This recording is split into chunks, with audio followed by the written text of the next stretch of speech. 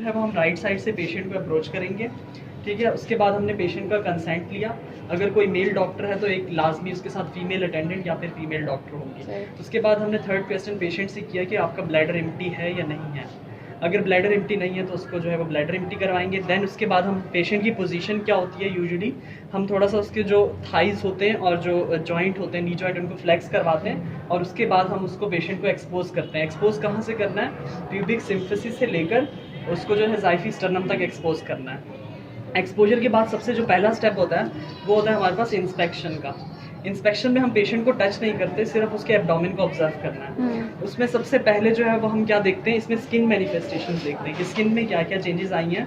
तो इसमें स्किन के अंदर हम 3 लाइन्स देखेंगे। सबसे पहली लाइन जो है वो हम देखेंगे कि उसको जो है वो स्ट्राया लीनिया सबसे पहले लीनिया नाइग्रा।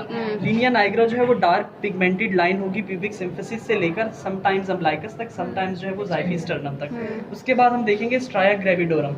ये जो स्ट्राया ग्रेविडोरम होती है ये पर्पलिश स्ट्रेचेस आते हैं यहाँ पे दोनों लेटरल साइड्स पे एब्डोमेन की, और ये इंडिकेट करते हैं कि मतलब प्रेजेंट प्रेगनेंसी है।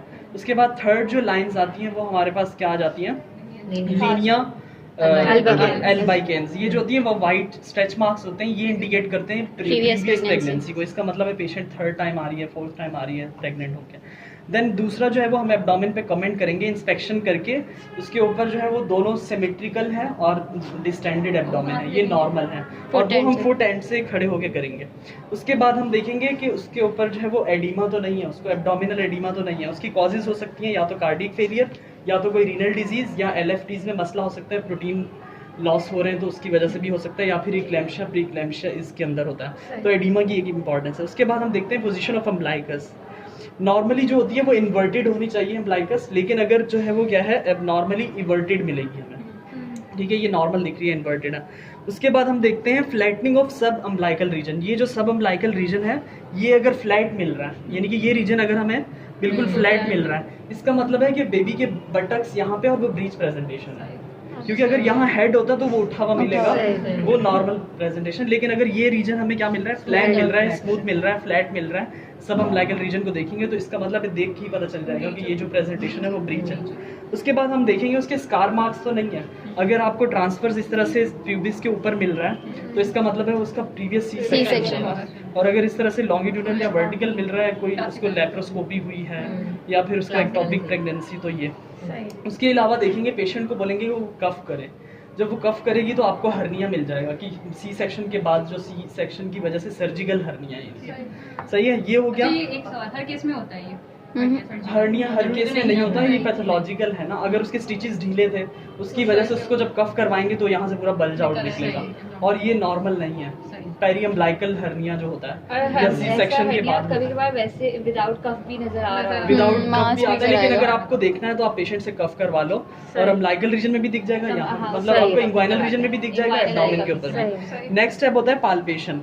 इसमें क्या करते हैं, सबसे पहले पेशेंट की पोजीशन सेट करते हैं। इसमें हम राइट साइड से क्या करते हैं, डेक्स्ट्रा रोटेशन ऑफ यूट्रस ये करते हैं इसके अंदर, कि हम जो है वो एक हाथ यहाँ पे रखते हैं ज़ाइफी स्टर्नम पे, और इस एक हाथ यहाँ से रख के मतलब उसको हम डेक्स्ट्रा रोटेशन बेबी की पोजीशन सेट करते हैं। देन एग्जामिनेशन स्टार्ट करते हैं। सबसे पहला क्या होता है इसमें, हम हाइट ऑफ द फंडस देखते हैं, सिम्फिजियो फंडल हाइट देखते हैं। सही है, उसमें हम इंची टेप से उसको मेजर करते हैं, और ये स्टार्ट कहाँ से लेंगे, इंच वाला जो है वो ऊपर रखेंगे।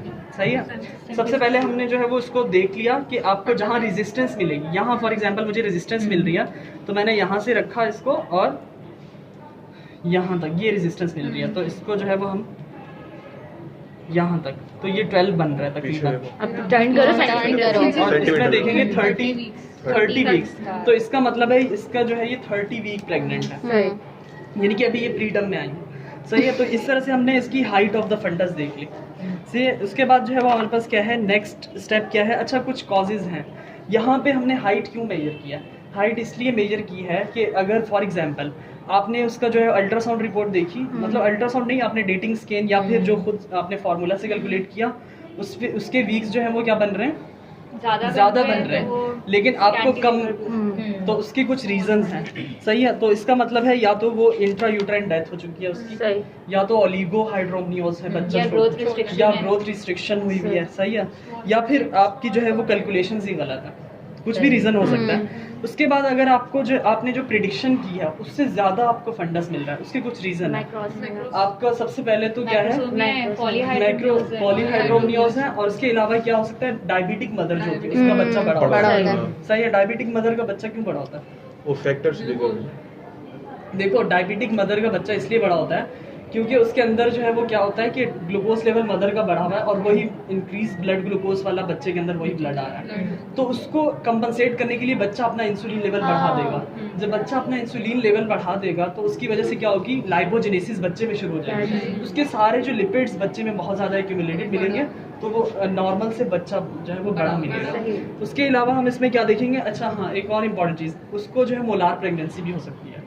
अगर आपने प्रेडिक्ट किया है कि 30 वीक्स है लेकिन मिल क्या रहा है 36, तो इसका मतलब उसको मोलार प्रेगनेंसी भी हो सकती है, सही है। तो ये कुछ रीजन है जिसकी वजह से हम क्या देख रहे थे, पालपेट कर रहे थे। और उसके बाद हमारे पास ग्रिप्स आ जाती हैं। इसके बाद नेक्स्ट स्टेप क्या होगा, ग्रिप्स। ग्रिप्स जो है वो टोटल 4 ग्रिप्स हैं, सही है। सबसे पहली जो ग्रिप होती है वो फंडल ग्रिप। उसमें हम क्या करते हैं, अल्नार बॉर्डर लेफ्ट हैंड का स्टार्ट करते हैं, सही है, और जहां आपको रेजिस्टेंस मिलेगी वहां रुक जाना है, सही है। ये सबसे पहली ग्रिप हो गई, फंडल ग्रिप।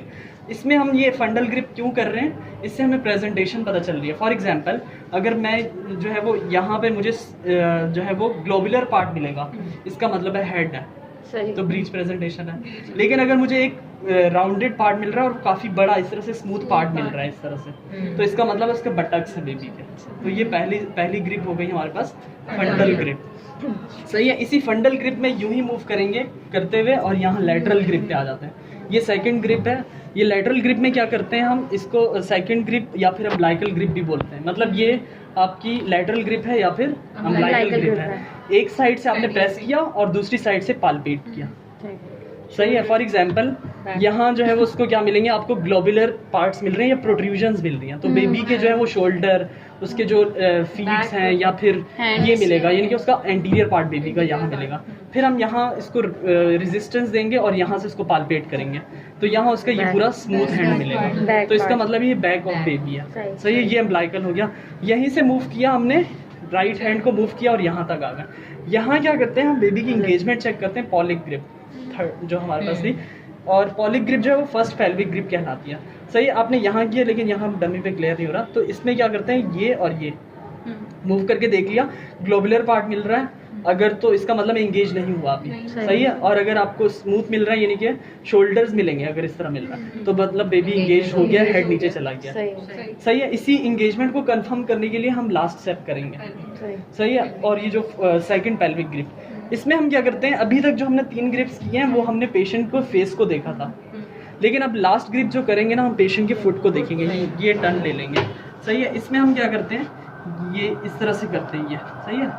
ये एक साइड फिर दूसरी साइड। इससे क्या चेक कर रहे हैं, अगर तो मेरे जो हैंड्स हैं वो इन्वर्टेड और बाहर की तरफ निकल रहे हैं, मतलब वो मेरा जो है अंदर नहीं जा रहे, साइड पे हो रहे हैं, इसका मतलब है दोनों हाथ जो है वो मूव टच नहीं कर रहे एक दूसरे को। इसका मतलब है कि बेबी अभी इंगेज्ड हो चुका है, हेड नीचे चला गया। लेकिन अगर अंदर हाथ चले जाते हैं और आपस में टच हो रहे हैं, मीट कर रहे हैं, कन्वर्ज हो रहे हैं, तो इसका मतलब है वो क्या है, अभी नॉन इंगेज। तो ये 4 हमारे पास ग्रिप्स हो गई।